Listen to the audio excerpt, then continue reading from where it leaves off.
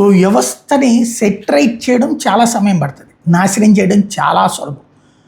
అయోధ్యలో ఈ డబ్బులు లెక్కించే విధుల్లో ఉండేటటువంటి వాళ్ళకి ఇచ్చే డబ్బులు కేవలం 15,000 నుంచి 18,000 జీతం అంతే. కానీ ఇప్పుడు ఈ కేసులు, ఈ ఇష్యూ చేసింది తప్పు 8 మంది, కానీ వందలాది మంది ఉద్యోగాలు మానేయడానికి సిద్ధపడ్డారు. ఈ ప్రెషర్ మేము ఫేస్ చేయలేమని చెప్తున్నారు.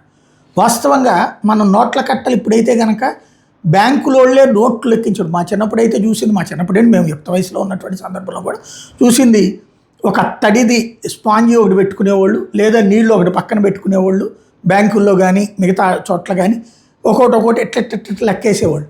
ఆ తర్వాత ఇప్పుడు మిషన్స్ వచ్చేసి, కానీ హుండీలో వేసేటటువంటి వాళ్ళు మడత పెట్టేస్తారు, అలా వేస్తారు, అవన్నిటి తీయాలి, వాటిట్లో మళ్ళీ ఏ అంకెల నోట్లు ఆ అంకెల నోట్లు పెట్టాలి, వాటిని కట్టకట్టాలి, వాటిని 100గా తీయాలి. ఇది మిషన్లతో సాధ్యం కాదు. ఇది చేయాలంటే కనుక పూర్తిగా చిత్తశుద్ధితో, ఉద్యోగం మీద ప్రేమతోనన్నా చేయాలి, లేదంటే దేవుడి మీద భక్తితోనన్నా చేయాలి.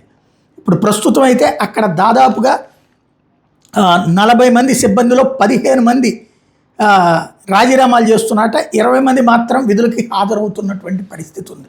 వ్యవస్థ దాన్ని తయారు చేయడానికి పాపం ఎంత కష్టపడ్డారో. ఇప్పుడు ఒక వెధవ చేసి ఆ వెధవ తన బంధువులతో కలిసి చేసిన తప్పు అందరిని వెంటాడుతుంది.